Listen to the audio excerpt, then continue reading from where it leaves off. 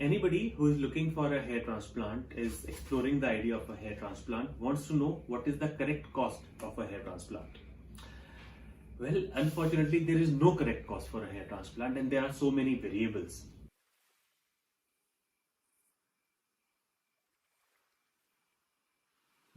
My name is Dr. Gaurang Krishna. I am a hair transplant surgeon at Medlinks, and today we'll be discussing what determines the cost of a hair transplant.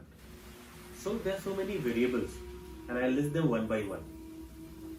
So the variables on which the cost of a hair transplant depends on are: number one, the human resources, which means the doctors who are involved and the technicians who are involved. Number two, the infrastructure, how big or how clean and how well equipped the clinic and the operation room is. Third, the location of the clinic. So a clinic in a 3-tier city would of course have less cost than a clinic located in Delhi or Mumbai. A clinic located in New York or London will have slightly higher cost than a clinic located in Delhi or Mumbai.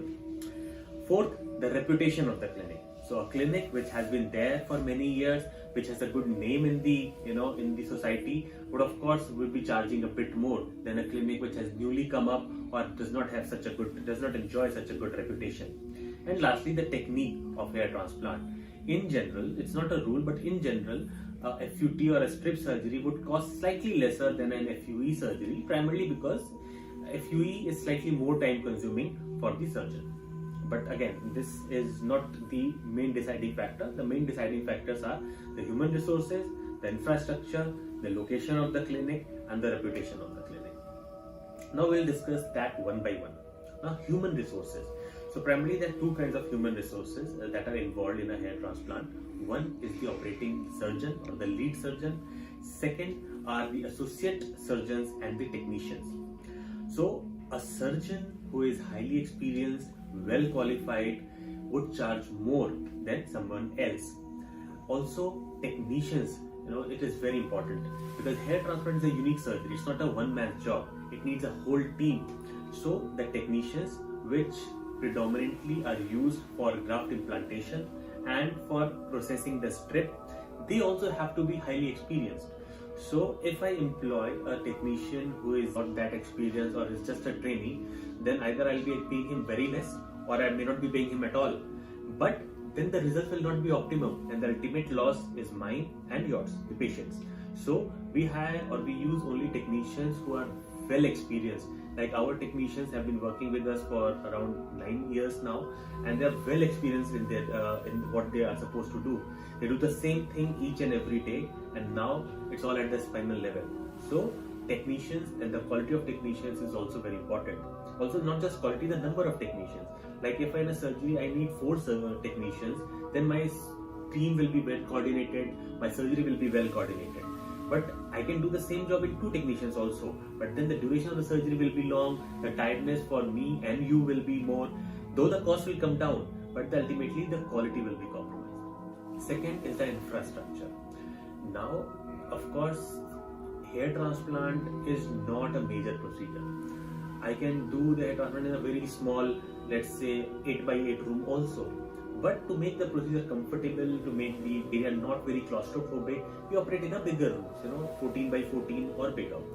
Now, when I use a 14x14 room as compared to an 8x8 room, of course the cost will be higher, and that's why the cost of the surgery will also go higher.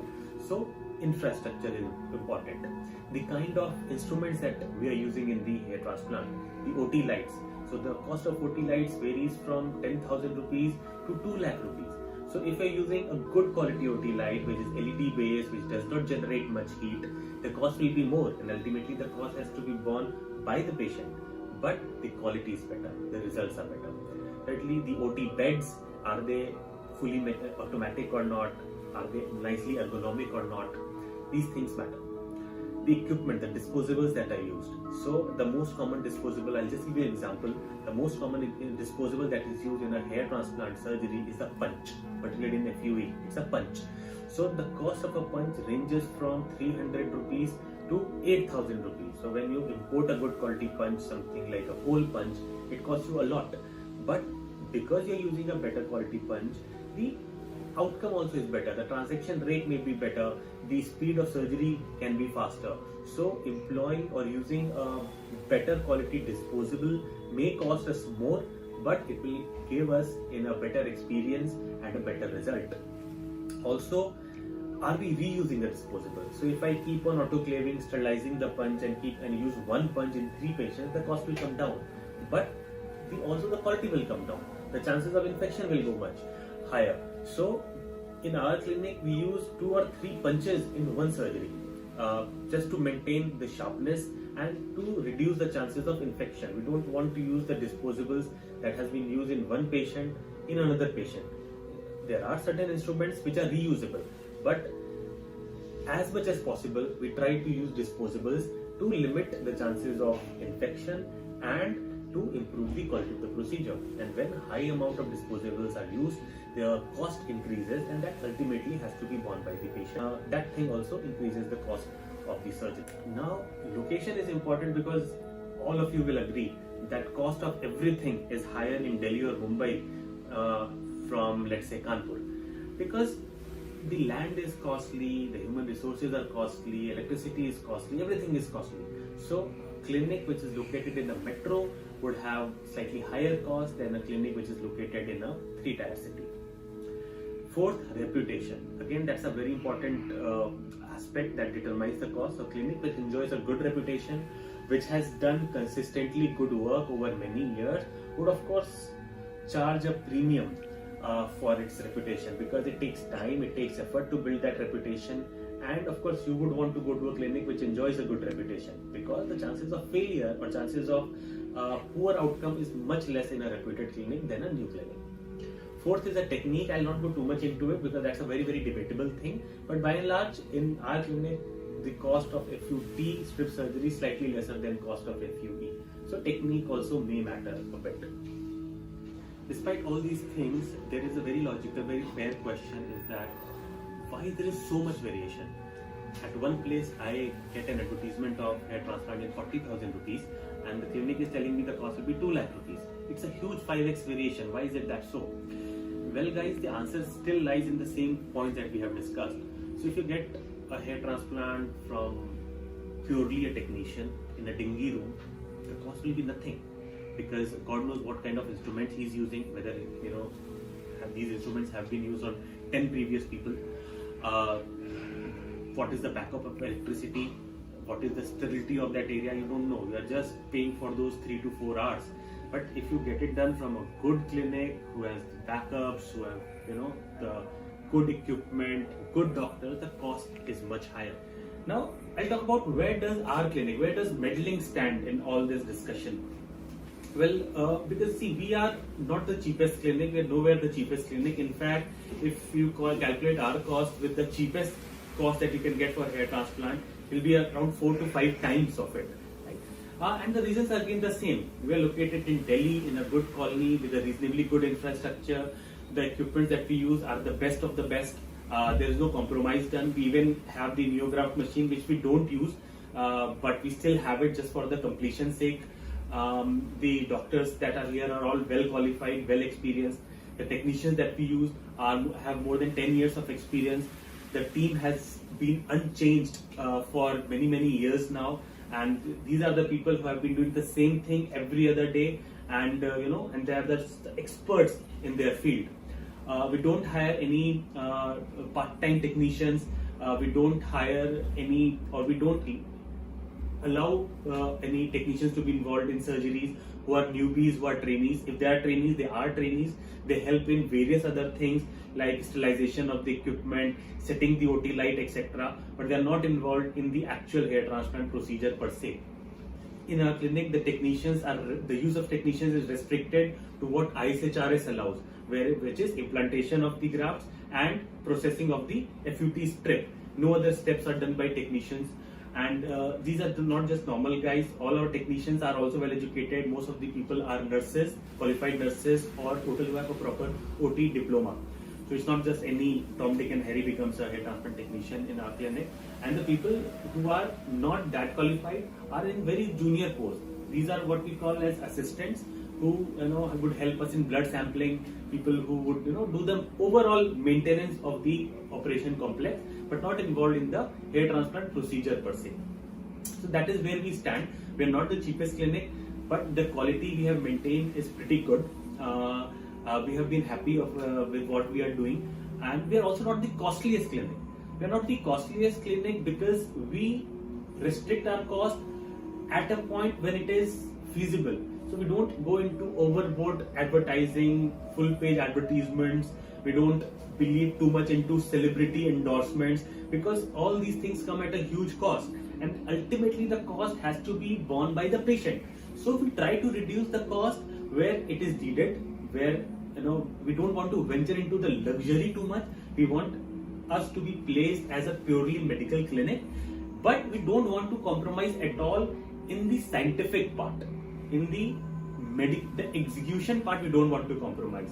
So that is why the cost is a bit higher than what you would normally find in New Delhi. Coming into the last thing, and the important thing is that, does paying a high cost always guarantee a good result? That's not possible. See, if a surgeon tells you that he has never had any complication in his career, then there are only two things possible. One is he is lying. Second, he has not operated enough. So this, we have been doing hair transplant for the last 10 years. We have done thousands of patients, but we still do face complications time to time. Like, if you ask me, around 1.5% people, we do face complications, and the most common of this complication is suboptimal result. So there are 1% of our patients where either the patient or we are not happy with the final outcome, and where we feel that some more hair could have been better. So again, going to a good clinic acts as an insurance, because any good clinic would not just rubbish the patient that no, everything is fine and now you go back home. So like in Medlinks, we make it a point that patient satisfaction is the most important. So after 1 year of surgery, if we or you feel that things didn't come out as well as expected, we do the rectification free of cost. It's not that we'll say, okay, get it done at a discount or whatever, etc., etc. If that area that has been operated hasn't come out to the expected level, the correction is done free of cost, and not just us, all good clinics would do that. So again, a reputed clinic, and if you are paying an premium initially, that will help you down the line also. First, the chances of complication goes down, and in case worst case scenario, any complication does happen, it is easily rectified. So that's another thing, is that though paying a high cost will not guarantee a favorable outcome every single time, but in the possibility of an unfavorable outcome, things are rectified in a much easier and in a smoother way. And similarly, vice versa, does a cheap hair transplant always is a failure? No. So a surgeon who has just started his practice but is well trained and is well qualified would also give a good result. But because he is new in this field, the chances of not getting an optimal outcome is higher than when you get the transplant done with an experienced person. I hope I am making the point clear, is that a cheap transplant does not mean a bad transplant, but the chances of a poor outcome are higher when the cost is compromised a lot. So these are the things which by and large determine the cost of a hair transplant in various cities. And so I request you to choose carefully, do your due research. Price is an important factor, but that should not be the first and the only factor. First, you do your research, shortlist 5 to 6 clinics, and then you go to a clinic which you feel is giving the same quality at a cheaper price. Then it's all fair. I also make it, would add the final comment on medical tourism here, is that hair transplant costs, because of these reasons, are pretty high in the West, in the UK, in USA, in Australia. Its costs are pretty high. So many people come to us because they get the same good medical quality at a much cheaper price. And the reasons are the same. It's not that cheaper means less better. It's not that the cheaper means inferior. It's just that there are certain factors which have come into play when it gets compared to a good clinic in London versus a good clinic in Delhi. So the cost in Delhi, let's say everything else is the same. The qualification of the doctor is the same, the infrastructure is the same, everything is the same, but still the cost in London would be higher than cost in Delhi. So that's why many people do come to us And if you fall into one of that category, then you can explore our clinic. And if you feel that this is good enough, then we are very happy to welcome you here.